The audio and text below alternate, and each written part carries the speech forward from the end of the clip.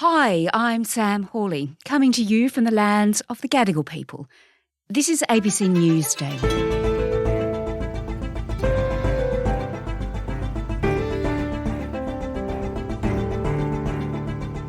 As Christmas approaches, temperatures plummet and snow falls, it's hard to fathom just how hard life is for the people of Ukraine. The nation is being continually plunged into darkness as Vladimir Putin targets the nation's energy system with missiles, drone strikes. Today we touch base again with Olga Polotska, a resident in the capital Kyiv, and we speak to a former energy expert at the US Embassy in Ukraine about the long winter ahead.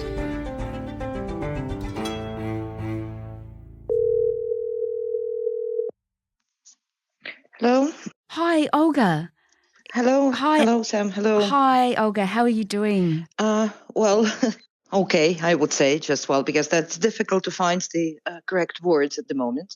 I bet. Well, Ukrainians are bracing for some harsh days ahead with power and heating still in short supply. But Ukraine is still struggling to restore power supplies after weeks of Russian attacks on critical infrastructure, the worst of which inflicted the most widespread damage on this country since the war began. We've spoken to you a few times during this war. First when it had just begun and it was just such a shock, and then 6 months into the conflict. But now I guess it's a real struggle because you're entering that really harsh, cold winter again. Yes, we do. Well, only God knows how harsh and cold the winter is going to be. So although the temperatures have already dropped below zero here in Ukraine, but at night it might be minus just 3-4 degrees below zero. Yeah, so it's really, really cold. Tell me, Olga, about these power outages. What's it been like? We know the Russians are targeting the infrastructure to cause major problems with power. What have you been experiencing? So, well, that's absolutely true. They are targeting the infrastructure and, well, the attempts have been made several times, which makes me think that this is really a systemic plan. And that's, I would say, of course, that's frightening and very unpleasant. There was a schedule of power cuts for specific districts, regions, even, well, sometimes parts of streets, 4 times a day without electricity. And what was happening in Kyiv is that, well, of course, the power was cut in most of the city, and there was no running water. And what is very, very unpleasant, and that in many houses, especially the newly built ones, not the old ones, people are not having heating at the moment. Late last week, they lasted for someone 24, for someone 84, for someone 12 hours. In big cities, when it's dark, the number of road accidents has increased 6 times. It's completely dark. It might be snowing. Drivers literally don't see the people, and people don't literally see the drivers. And it's because of the, absolutely inhumane, techniques, let me put it like that. So the enemy is trying to conquer Ukraine. But, this will not definitely work because, we're living and we're surviving. People are good adapters, I would say. This is a difficulty. This is just, zero comfort. But this is a matter of survival. I'm Surya Jayanti, sea expert, primarily focused on Europe and especially Eastern Europe, formerly a U.S. diplomat, most relevantly the energy chief at U.S. Embassy in Kyiv, Ukraine. Surya, winter normally stops or at least stalls wars, doesn't it? Napoleon's invasion of Russia in 1812, Hitler's invasion of the Soviet Union, it stalled in 1941. But this war, it's continuing, and Vladimir Putin is using the weather as a weapon. Russia, after an incredibly fumbling and bumbling, albeit atrocious and destructive invasion, seems to have finally lit upon a strategy that is getting it what perhaps only it could want, which is the destruction of Ukraine as a habitable country. And it's doing that primarily by attacking the life systems of the country. And that is very much the energy infrastructure. So that is electricity, it's also heating, and as a side note, in many cases, it also includes water. And that's knocking out essentially all communications and all connectivity in large swaths of Ukraine. So he's using missiles and kamikaze drones to hit these targets and then to cause major disruption to the electricity grid. Absolutely. There are millions of people without power in Ukraine at any given moment now. And in fact, one thing that's worth noting is that because Ukraine is a former Soviet country, its heating systems in most areas, at least most of the more built up areas, are run municipally. They're centralized heating systems that are done with steam put through the pipes into radiators, and they are turned on and off at a building level.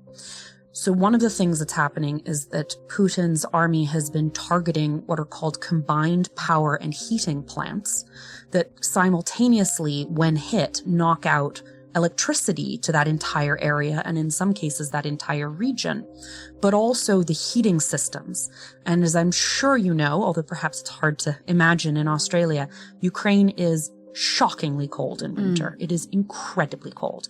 And so without heating, it is very, very difficult for people to live there through the next few months.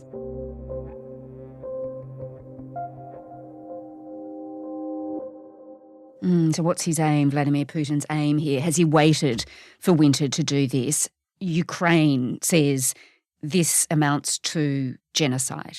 It certainly is one of the pieces of evidence that what Putin is trying to do is wipe Ukraine and the Ukrainian people and the Ukrainian culture off the map. I think he had originally wanted to absorb Ukraine because, of course, he doesn't recognize the distinction. But I think it's not so much that he waited for winter. I think it's that all else has failed to secure him his victory. And so now what he is doing is the equivalent to trying to starve the victim to death.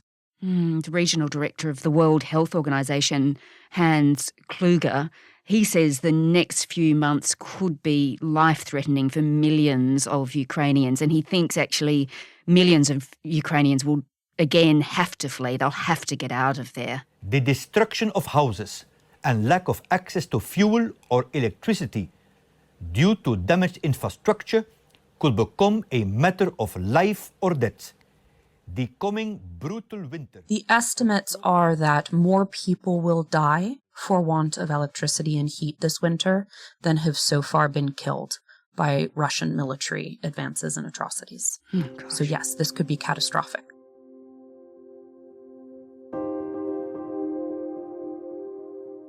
Do we know exactly how much has been destroyed so far?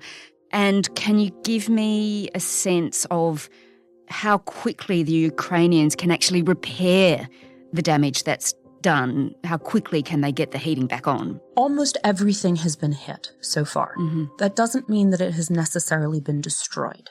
But Ukraine has 4 nuclear power plants. Everyone has now heard the name Zaporizhzhia. Zaporizhzhia nuclear power plant has been taken offline. One of the reactors at the Ukraine southern nuclear power plant has been taken offline. So that's roughly a quarter of Ukraine's generation capacity missing. Then there are 14 thermal power plants, plants that burn coal or oil or natural gas. And every single one of those at this point has been damaged. They are not all offline, but most of them currently are. So that takes off about another 25% of Ukraine's generation capacity. So that means that Ukraine has very little generation capacity and is now having to do emergency electricity imports from Slovakia and from Romania and from a few other places, Poland, of course. And that's before you get to the damage that's been done to the transmission capacity. Almost every single substation in Ukraine has been hit. The transmission lines themselves have also been hit, which is like hitting the arteries and then also the veins of the nervous system.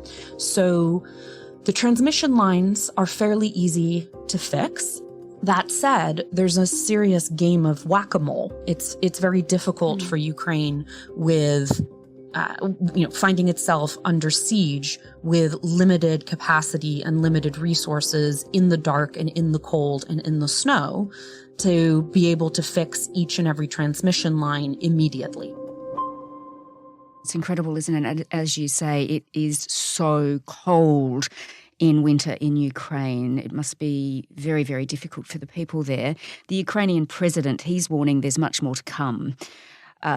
He says that the defence forces are ready and they've worked out all the scenarios. What can it actually do to protect itself? One of the biggest things that Ukraine has going for it is the fact that it is now integrated with the European electricity grid. And that was accomplished on March 16th, about a year ahead of schedule. Coincidentally, Ukraine disconnected from the Russian and Belarusian grid the day of the invasion, February 24th.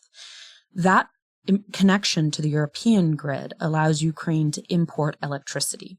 That is not a long-term solution because electricity in most of Europe is considerably, many times more expensive than electricity in Ukraine. And of course, Ukraine is not in a position to buy electricity long-term from Europe. But as a short-term stopgap measure, that grid interconnection is absolutely critical. I'm not a military expert, so I'll avoid opining foolishly on what the military solutions might be. But from an energy perspective, Ukraine has done a good job of, to the extent possible, given the global energy crisis, securing enough gas. It won't be enough, but it's more than was expected for the winter. And it has been evacuating people from areas that it doesn't think are habitable. I think the single most important thing that Ukraine has at this point is morale. Whereas Russia seems to be hoping to make Ukraine so unbearable and uninhabitable that the Ukrainians begin to crack and crumble and maybe give up. At least for now, the effect of his targeting the energy and heating infrastructure is to make Ukrainians stand all the more firm. As long as the Ukrainians can keep up the fighting spirit, that is the best thing they have. Surya Jayanti served as the energy unit chief at the US Embassy in Kyiv. Olga Polotska is the director of the Ukraine National Research Foundation and a long-time resident of the Ukrainian capital. The US is spending close to 80 million Australian dollars in a race to fix Ukraine's battered electricity grid. By the end of November, Russia had hit more than 200 separate targets relating to Ukraine's energy infrastructure. This episode was produced by Flint Duxfield and Chris Dengate, who also did the mix. Our supervising producer this week is Sydney Peat. I'm Sam Hawley. ABC News Daily will be back again tomorrow. Thanks for listening. Subscribe to listen to more free podcasts or download the ABC Listen app and stream ad-free.